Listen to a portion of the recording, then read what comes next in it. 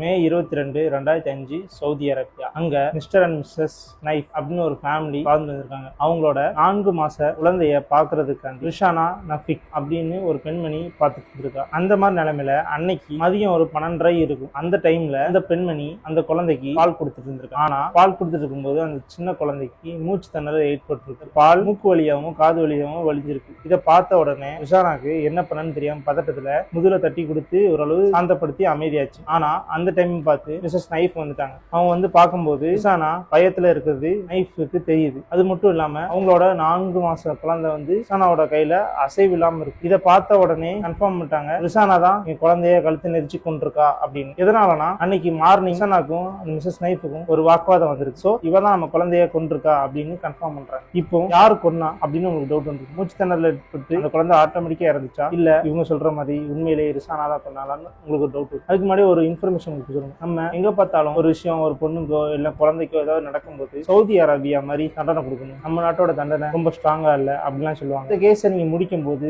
Saudi Arabia பண்ணது கரெக்டா தப்பா அப்படின்னு உங்களுக்கு பல கேள்விகள் வரும். அந்த மாதிரி ஒரு கேஸ் தான் இது. அதை ஃபுல்லா என்னன்னு பார்ப்போம். நான் தான் உங்களுக்கு விஸ்வா. வணக்கம் அண்ட் வெல்கம் டு இன்னோவேட்டபிள் மிஷன்.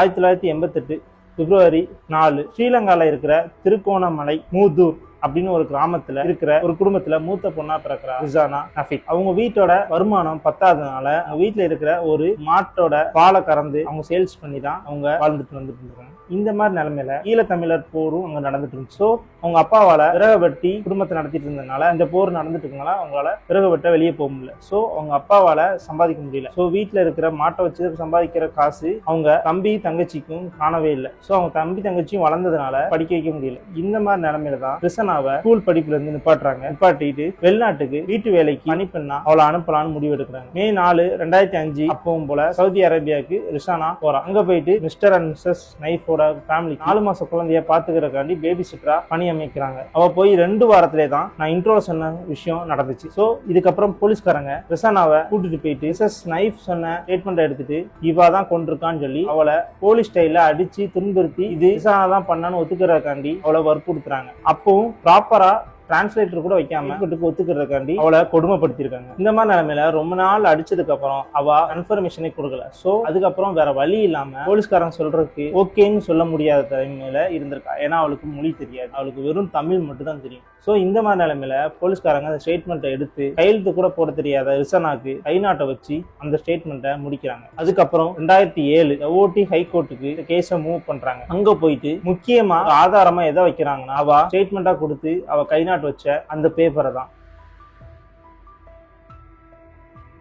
நம்ம ஊர்லலாம் அதாவது இந்தியாலலாம் போலீஸ் ஸ்டேஷன்ல எந்தவித ஸ்டேட்மெண்ட் கொடுத்தாலும் அது கோர்ட்ல செல்லாது. அது ஒரு பாயிண்டா மட்டும் தான் யூஸ் பண்ணுவாங்களே தவிர அதுதான் மெயினான ஒரு எவிடன்ஸா எடுத்துக்கிற மாட்டாங்க. ஏன்னா அப்படி எடுத்துக்கிட்டாங்கன்னா போலீஸ்காரங்க கையில யாரு மாட்டினாலுமே அவங்க கேஸ் போட்டு உள்ள தள்ள முடியும், சாவடிக்க கூட முடியும். கிட்டத்தட்ட ஒரு தண்டனை கொடுக்குற ஒரு ஜட்ஜ் மாதிரி ஆக்ட் ஆகிடுவாங்க. ஆனா அது நம்ம ஊர்ல தான். சவுதி அரேபியால எப்படின்னு தெரியல. ஆனா ஸ்டேட்மெண்ட் வச்சுதான் அவங்க வாதாடி அவளுக்கு தண்டனை வாங்கி கொடுக்கறதுக்கு போராடிட்டு இருக்காங்க. அவ கோர்ட்ல போயிட்டு மொழி தெரியலனாலும் தமிழ்ல சொன்னாலும் அங்க இருக்கிற யாருக்குமே புரியல. அங்க பேசினது சவுதி அரேபியா மொழி தான். சோ இவளுக்கு ப்ராப்பரா வக்கீல்கிட்ட கூட பேச விடாம இவளுக்கு சவுதி அரேபியால மோஸ்ட்லி எந்த தப்பு பண்ணாலும் டெத் சென்டென்ஸ் தான் கொடுப்பாங்க. சோ மிஸ்டர் அண்ட் மிஸ்ஸஸ் நைஃபோட 4 மாச குழந்தையை கொன்னதுக்காக இவளுக்கும் டெத் சென்டென்ஸ் கொடுக்குறாங்க. அப்போ ரிஷானாக்கு நம்மளை யாரும் காப்பாத்திட மாட்டாங்களா, நம்மளுக்கு ஏதாவது ஒரு வழி கிடைக்காதா அப்படின்னு ஏக்கம் மட்டும் தான் இருந்துச்சு. இந்த மாதிரி நிலைமையில தான் அங்க இருந்த ஒரு ரிப்போர்ட்டர் மூலியமா இந்த நியூஸ் உலகம் ஃபுல்லா பரவுது. 4 மாச குழந்தைக்கு மூச்சு திணறும் போது அவளால என்ன பண்ண முடியும், அதுக்காண்டி டெத் சென்டென்ஸ் கொடுக்கறது தப்பு அப்படின்னு சொல்லி உலக மக்கள் ஃபுல்லாவே ரிஷானாக்கு சப்போர்ட் பண்றாங்க. அது மட்டும் இல்லாம இலங்கை பிஎம் கூட சவுதி அரேபியாவுக்கு மன்னிப்பு கடிதம் எழுதுறாங்க. அவளை மன்னிச்சு விட்டுருங்க அந்த மாதிரி கடிதம் எழுதுறாங்க. அதுக்கப்புறம் ஹாங்காங்ல இருக்கிற ஹியூமன் ரைட்ஸோட தலைவர் பெர்னாண்டோ பேசில், அவரு ஸ்ரீலங்கா நபர் தான். அவரு ஹாங்காங்ல ஹியூமன் ரைட்ஸ் தலைவரா இருந்திருக்காரு. சோ பெர்னாண்டோஸ் நம்ம ரிஷானாக்கு நல்ல தீர்ப்பு கொடுக்கணும், அவளை விடுதலை பண்ணணும் அப்படின்னு இறங்குறாங்க. சோ லெட்டர் எழுதி கொடுக்குறாங்க. சவுதி அரேபியால இருக்கிற பெரிய வக்கீல பிடிக்கிறாங்க. அந்த வக்கீல் பேரு கேட்டப் அல் சவரி அப்படின்னு ஒரு லாயரை பிடிச்சி அந்த கேஸை ரீஓபன் பண்ணி ரிஷானாக்காண்டி வாதாடுறாங்க. அந்த லாயர் முக்கியமா முன் வைக்கிறாங்க ஒரு விஷயத்தை. அதுக்கு காரணம் அவங்களுக்கு ஒரு எவிடன்ஸ் கிடைச்சது. 2008 அப்போ ஒரு எவிடன்ஸ் கிடைக்குது. என்னன்னா 1988 பிறந்த ரிசானா 2005 சவுதி அரேபியாவுக்கு போயிருக்காங்கன்னா அவளுக்கு 17 வயசு தான் ஆகுது. சோ அவ மேஜர் கிடையாது, மைனர். இதை வச்சுதான் மூவ் பண்றாங்க. அந்த லாயர் என்ன சொல்றாங்கன்னா 17 வயசு ஆன ஒரு சின்ன குழந்தைய வேலைக்கு அவங்க ஊர்ல இருந்து அனுப்பக்கூடாது. அது மட்டும் இல்லாம சவுதி அரேபியால வேலைக்கு வைக்க கூடாது. அது நம்ம ரூல்ஸ்லயே இருக்கு. இவளுக்கு 17 வயசு தான் ஆகுது. இவ பண்ண குற்றத்துக்கு மைனர் அடிப்படையில இவளுக்கு டெத் சென்டென்ஸ் கொடுக்க கூடாது அப்படின்னு ஒரு ரூல்ஸ் இருக்கு. அதை முன் வச்சுதான் அவங்க பேசுறாங்க. அதுக்கு ஆதாரமா அவளோட டெத் சர்டிபிகேட்டை கொடுக்குறாங்க. ஆனாலுமே அங்க இருந்து எதிர்த்து வைக்கல் ஒரு ஸ்டேட்மெண்ட் எடுக்கிறாங்க. எப்படி அவ அங்கிருந்து வந்தா அப்படின்னு. அதுக்கு டீடைல் சொல்றாங்க. என்ன டீடைல்னா அவ ஃபேக் பாஸ்போர்ட் வச்சுதான் வந்திருக்கா. கிட்டத்தட்ட ஃபேக் பாஸ்போர்ட்னா போர்ச்சரி பண்ணிருக்கா. அவளோட பாஸ்போர்ட்ல வருஷத்தை மாத்தி போட்டிருக்காங்க. 1988க்கு பதிலா 82ன்னு மாத்தி போட்டிருக்காங்க. சோ அதனாலதான் அவ அங்க இருந்து டிராவல் பண்ண முடிஞ்சிச்சு. அது மட்டும் இல்லாம இன்னொரு விஷயத்தையும் அந்த லாயர் எவிடன்ஸா கொடுக்குறாங்க. அவ வந்தது வீட்டு வேலை பணிக்கு தான். ஆனா 4 மாச குழந்தைய பாத்துக்கிறதுக்காண்டி கிடையாது. சோ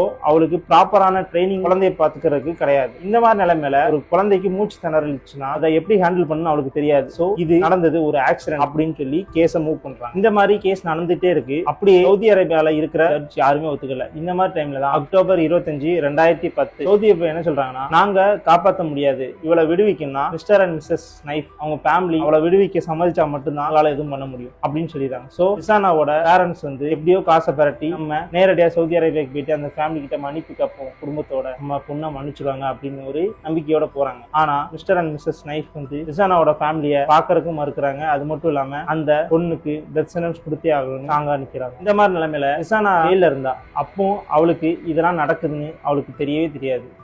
அதிகமா பார்த்தது ஒரே ஒரு முகம் தான். அது யாருன்னா மென்டல் டாக்டர் அந்த கேடியா ஃபில்டர் அவங்களதான் அப்பப்போ பார்த்துட்டு இருந்திருக்காங்க. அந்த டைம்ல பார்க்கும்போது கூட அந்த கேடியா ரிசானாவோட ஃபேமிலிக்கு கால் பண்ணி பேச வச்சிருக்காங்க. ரிசானாக்கு நம்ம எப்படியும் விடுதலை ஆயிடுவோம், ஃபேமிலியோட ஸ்ரீலங்காவுக்கு போயிருவோம் அப்படின்னு ஒரு நம்பிக்கையா இருந்திருக்கா. ஆனாலுமே அவ நம்பிக்கையை உடைக்கிற மாதிரி ஒரு நாள் நடந்துச்சு. ஜனவரி 6, 2013 அன்னைக்கு அந்த கேடியா டென்டல் டாக்டர் ரிசானாவை பார்க்க போறாங்க. அப்போ அங்க இருந்த பிரிசனர், நீங்க இன்னைக்கு பார்க்க முடியாது ரிசானாவை, நாளைக்கு அப்படின்னா கொஞ்ச நாள் கழிச்சு வந்து பாருங்க அப்படின்னு சொல்றாங்க. சோ ஒரு 3 நாள் கழிச்சு ஜனவரி 9, 2013 அப்போ திரும்பியும் அந்த டென்டல் டாக்டர் போறாங்க. அப்பதான் அவங்களுக்கு விஷயமே தெரியுது, we lost it. ரிசானாவை ஆல்ரெடி அடுத்த துண்டா வெட்டி அவளை டெத் சென்டென்ஸ் கொடுத்துட்டாங்க, அதாவது நிறைவேற்றிட்டாங்க அப்படின்னு தெரிய வரும். ஸோ நல்லா பழகுன அந்த கேடியா ரிசானாவோட ஃபேமிலி கிட்ட சொல்றதுக்கு மனம் வரல. அதனால ஃபேமிலியோட தெரிஞ்சவங்க கிட்ட கால் பண்ணி we lost it, ரிசானா நம்மளை விட்டு போயிட்டா அப்படின்னு சொல்றாங்க. இதுக்கப்புறம் தான் இந்த நியூஸ் ரொம்ப ஃபேமஸா பரவுது. ஸ்ரீலங்கா பிஎம் இதை கண்டிச்சு அனுப்பியிருக்காங்க. அது மட்டும் இல்லாம உலகத்துல இருக்கிற எல்லா ஹியூமன் ரைட்ஸும் அவளுக்கு 17 வயசு தான் ஆகுது, இவளுக்கு டெத் சென்டென்ஸ் கொடுத்துக்க கூடாது, இதை வன்மையா கண்டிக்கிறேன்னு எல்லா ஹியூமன் ரைட்ஸ் கமிஷனும் அவங்களுக்கு நோட்டீஸ் அனுப்பியிருக்காங்க. அது மட்டும் இல்லாம ஸ்ரீலங்கா பிஎம்மும் அவங்க அனுப்பியிருக்காங்க. இதுக்கு சவுதி அரேபியா சைட்ல இருந்து ஒரே பதில் தான் வந்திருக்கு. என்ன பதில்னா, mister and missus Knife family சொல்லாம நாங்க எதுவுமே பண்ண முடியாது, எங்க கையில கிடையாது அப்படின்னு சொல்லி கையை விரிச்சிட்டாங்க.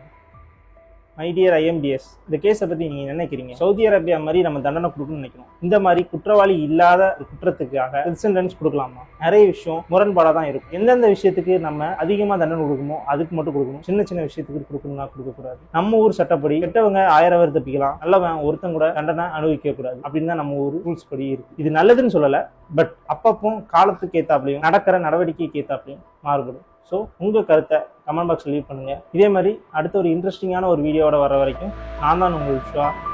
பாய்.